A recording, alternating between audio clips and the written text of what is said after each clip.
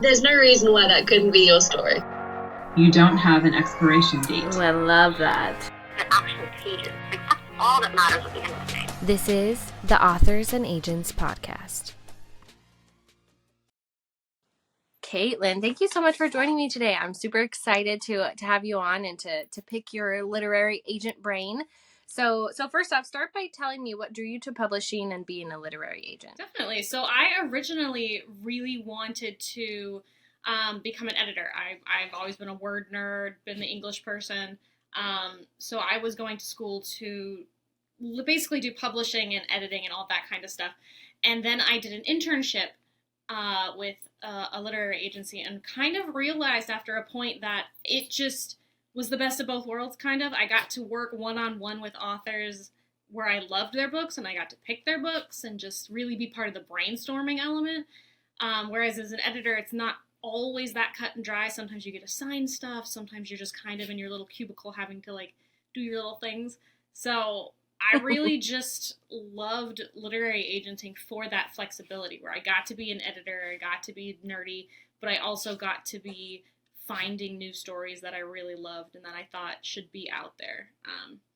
So that's really what drew me. And obviously for publishing, it's just because I was, as most of us were, that kid who just had their nose in a book constantly, and it was just natural calling. Yeah. That's awesome. I'm glad that you found, the best of both worlds, because it is nice to, from a writer's perspective, to have, kind of more of an editorial literary agent. I'm sure your list loves that about you too. Yeah, they like it until they see all the red on their paper. Right. They like it until you've really done a number on it. And then they're like, wait, can we reel it back in? Exactly.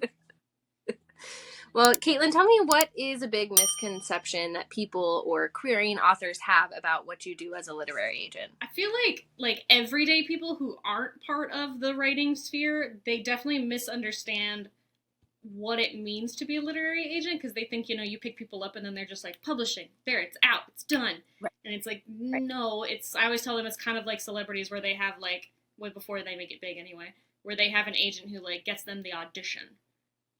And it's up to the author or it's up to the celeb or whatever to get the job, but the agent opens the doors. So I feel like that's a big misconception in that. And getting an agent doesn't mean you're going to be published. It just means you're that much closer.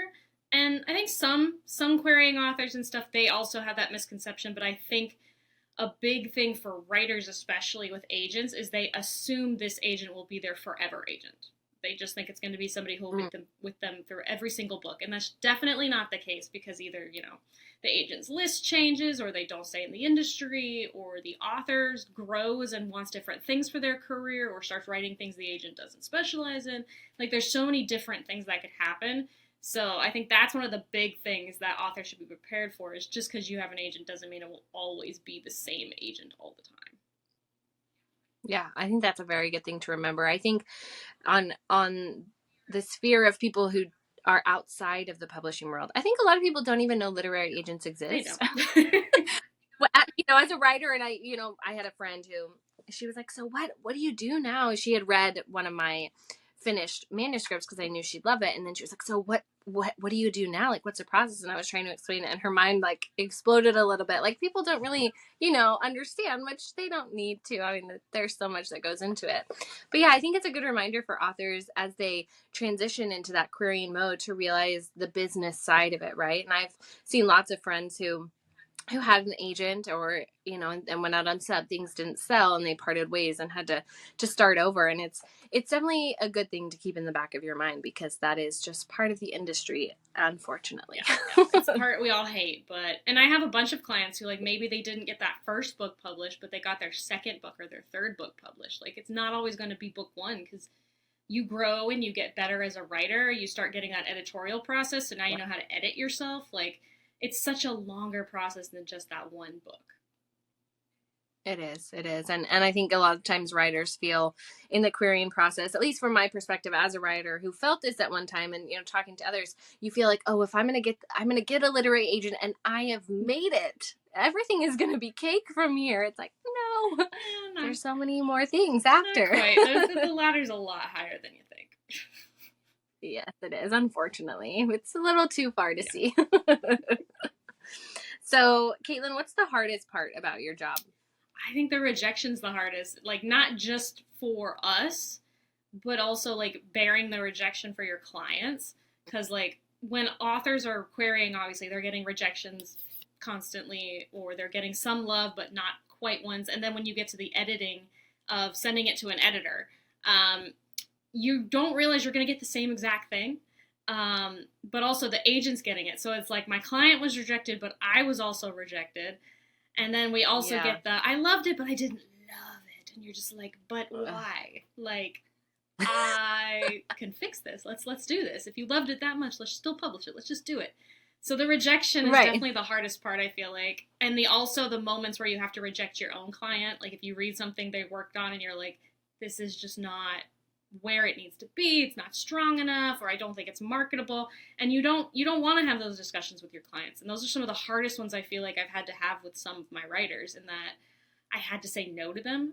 And that is awful. And then the rejection of offering to a writer and they pick some other agent and you have to like kind of like be heartbroken quietly about it. Like, I mean, most of us anyway, we don't really take that personally, because if we loved it, we're going to love it when it's on the shelf through some other agent. And I'm personally, if I loved it, I'm going to go buy it when it comes out and see what happened to it, like see where it went. But like there's so many forms of rejection in this industry, and writers already understand that. So I think that's the hardest part, because it doesn't stop once you get the agent or anything, and then the agents are dealing with it from like 5 different angles. So it's a lot. That's a lot of rejection. And you know, as you were talking before, you love being able to work one-on-one with your clients and these stories that then you fall in love with too, and you feel like, you know, you've helped to create. So of course it's just as heartbreaking to be like, wait, no, why can't we keep going? Yeah, I'm like, no, I've made this author feel loved, feel like it's so good, feel amazing, and then nobody's buying it. I'm like, why? I don't get it either, writers. I don't get it either.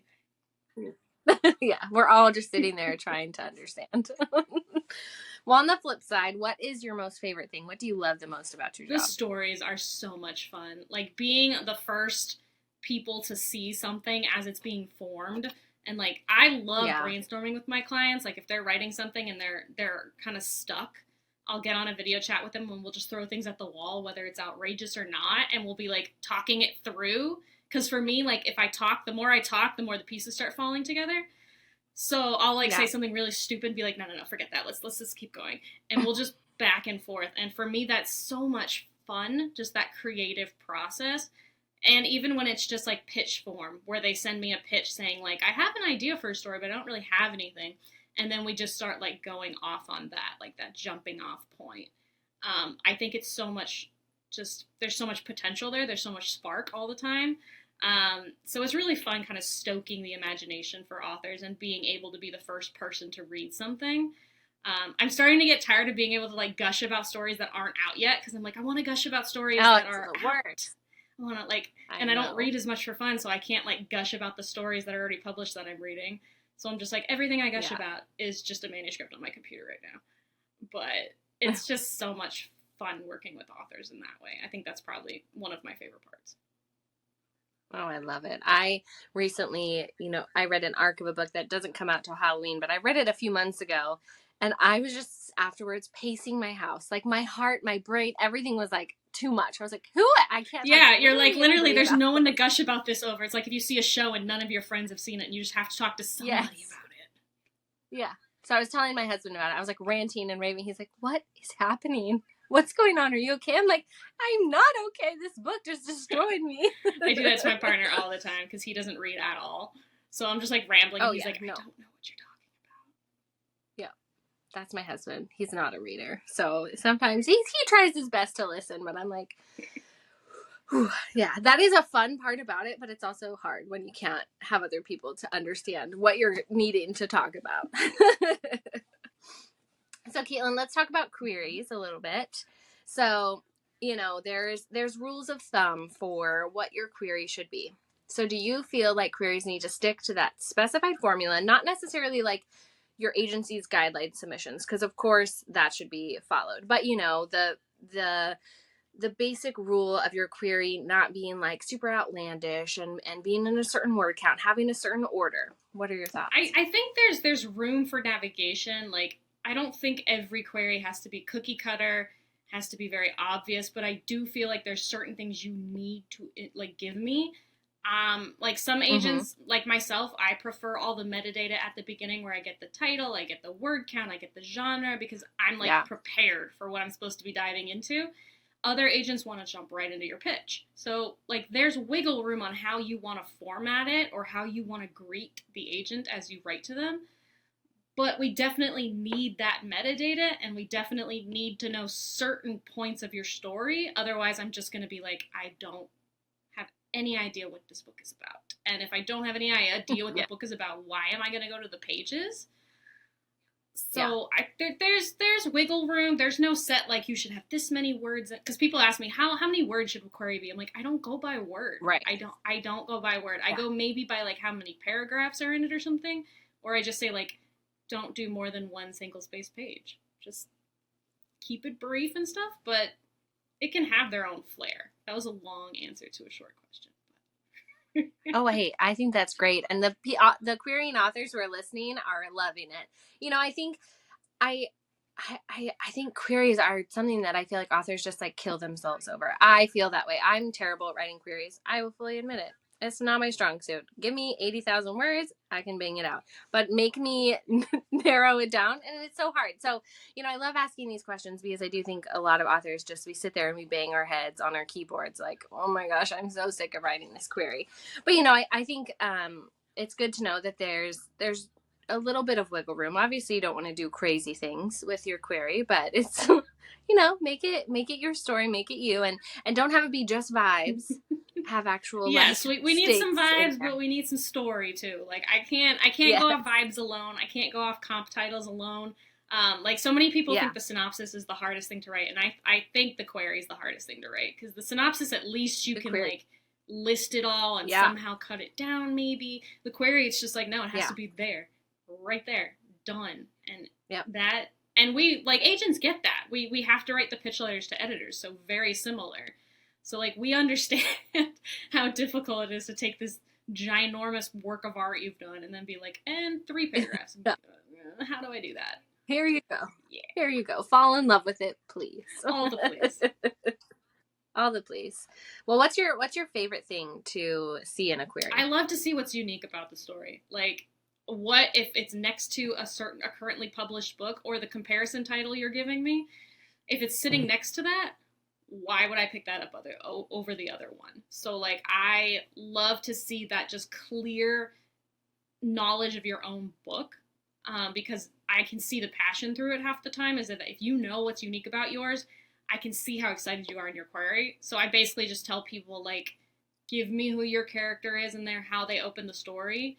Give me the conflict that, like, pushes them out into your world or in your situation, and then just give me the consequences. Like, what's at risk for them if they fail on what they're supposed to be doing? Why should I care about how they end? Because that's going to be your unique quality. What was the journey? Why should I care? What is this person to me? And so when they nail that, it's just so fun to read. Oh yeah, I'm sure it pops out to you on the page too, I would imagine, when it's very clear and you can see it in your head, as opposed to sitting there being like, wait, what is this book about? Exactly. They tell me all the themes and I'm like, I don't care about the themes. I want to know the story. Yes. I skipped questions here, but I'm going to go back to the last one. What is your number one query no-no? Insults of, like, any kind. Oh. Like, insulting other genres or age categories, like saying, you know, untalented people write YA and stuff, or they say that, and I'm like, okay, well, I represent YA, so no. Or saying that, like,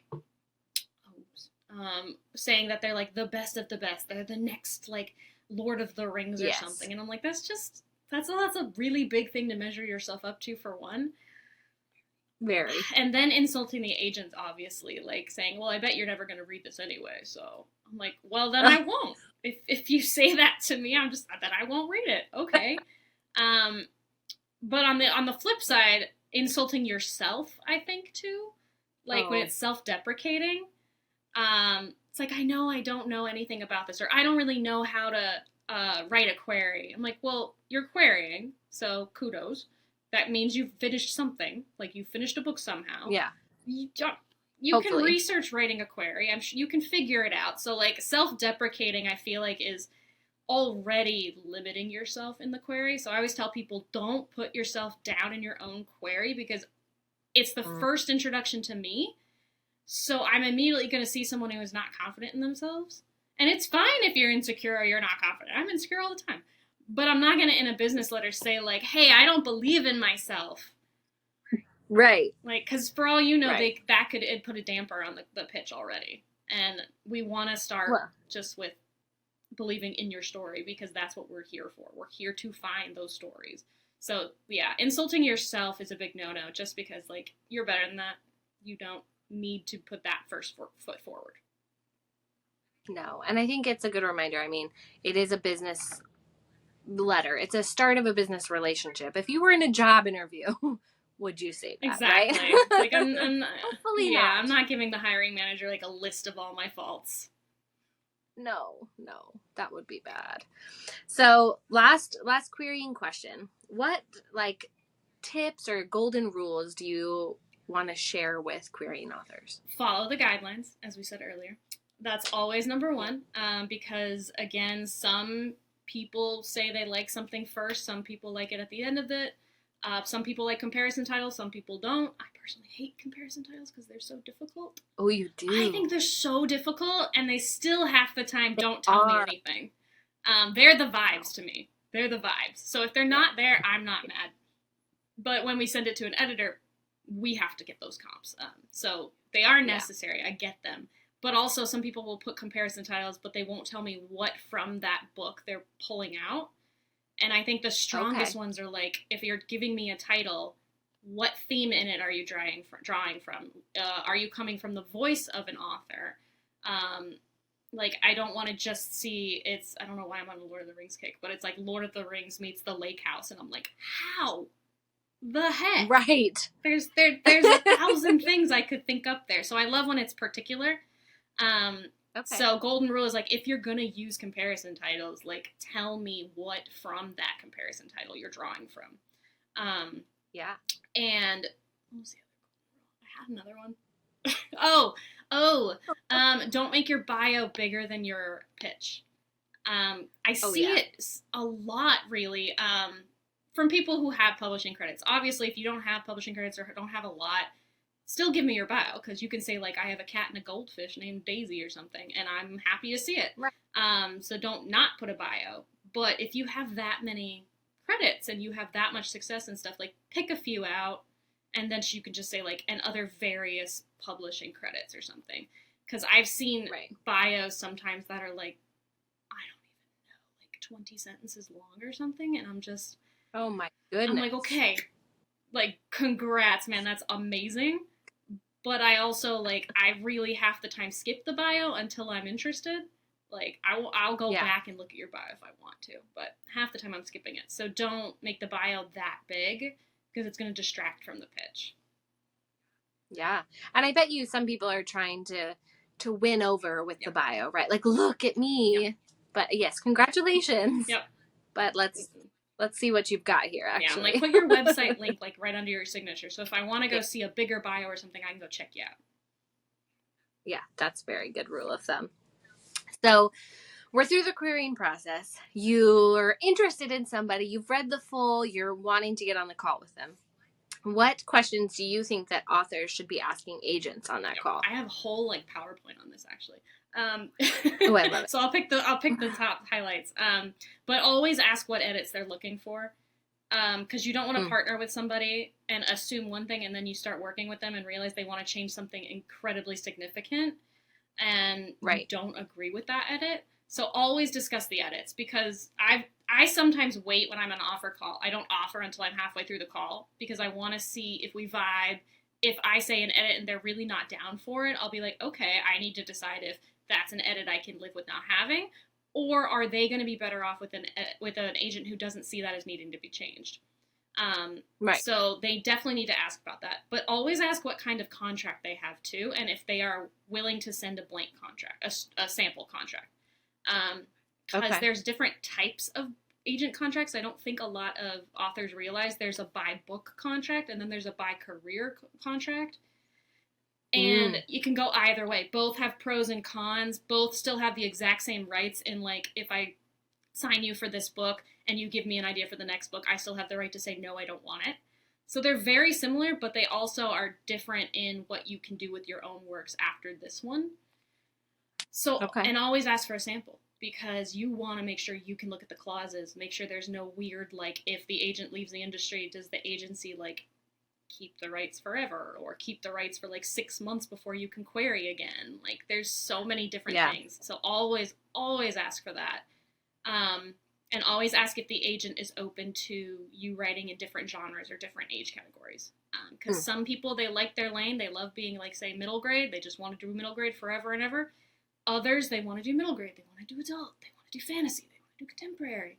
So ask them what they are willing to do. And if they don't represent something, are they willing to either rep you for a certain pocket of stuff and another agent can rep you for another pocket, or how do they handle that situation? Because I'm seeing more and more with authors, they're dabbling in everything else. It's not like back in the day where you just stuck to one thing because there was no internet. No one could follow you if you flipped from different genres. Nowadays, you can write anything. And the audience can follow you wherever you go. So I see more and more authors, they're writing more and more different things. Especially now that we have, option clauses and non-compete clauses and all that fun stuff. But that's something that I would ask every time, because you should know if your career is going to be limited once you sign with that person.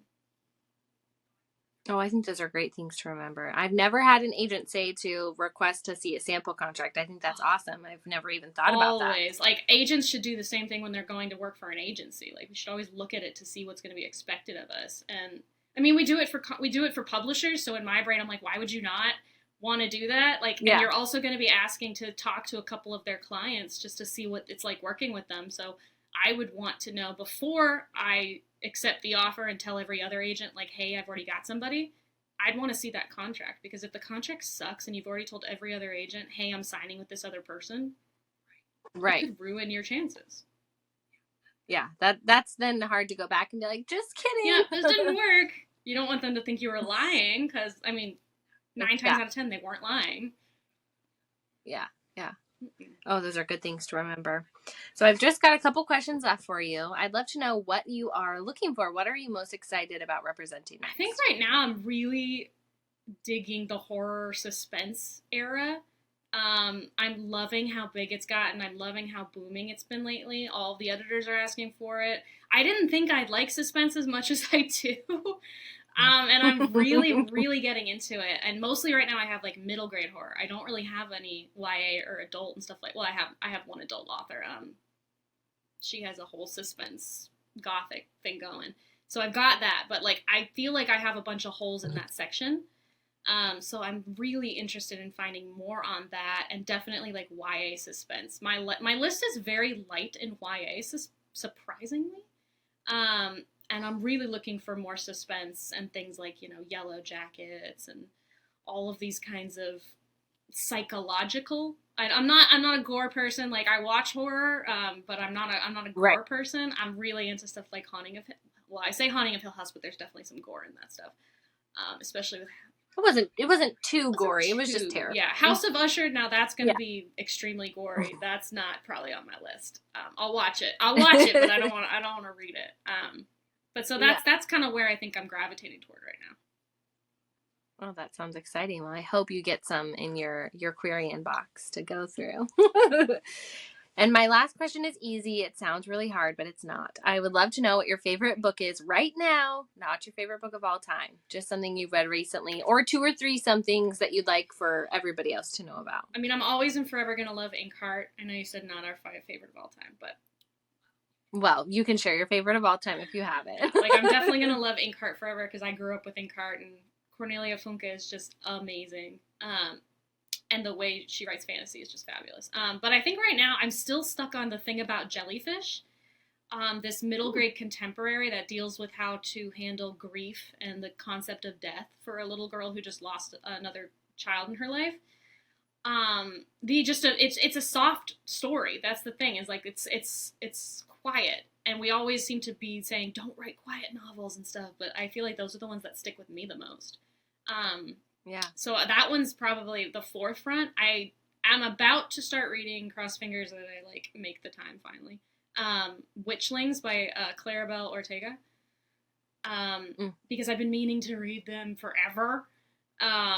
And I haven't had it, and I was in this little bookstore and I saw it there and on sale, and I was like, yes, I'm gonna get it. So have it. Meant to be. So that's my next one. So I'm excited to read that one. I'm hoping that'll like get added to one of the top favorites. Oh, I love it. I usually don't try to make people tell me their favorite book of all time, because everybody's like, no, panic. I can't. Yeah, panic in their face. That's why I try to like, calm down, it's okay, just something recent. Well, Kaitlyn, this has been a blast, and thank you so much for letting me, pick your brain, learn more about you. I have had a lot of people who listen to this then, be able to query the agents on this podcast with a little bit more a little bit more connection. And so that's always my goal, and just to help us demystify like the mythical creature that is the literary agent at times. Yeah, the person sitting at home like in pajamas, just the dog in their lap looking at stuff. Yeah. We're very mystical, very ethereal. Very it feels very mystical, but this is, it's helpful to just be like, you're a real person too. Exactly. And my box is currently closed, but I'm hoping to open back up in like January, February, just take the rest of the year. I have like 6 client manuscripts I have to read now. So I needed to step back for a second. But yeah, in the new year, I am so ready for all of that, and I'm excited to see what it holds. Yes, and people have a little bit of time to polish everything up before sending it to you in the new year. Exactly. Well, thank you so much, Kaitlyn. This has been a blast. Thank you so much. I had a great time.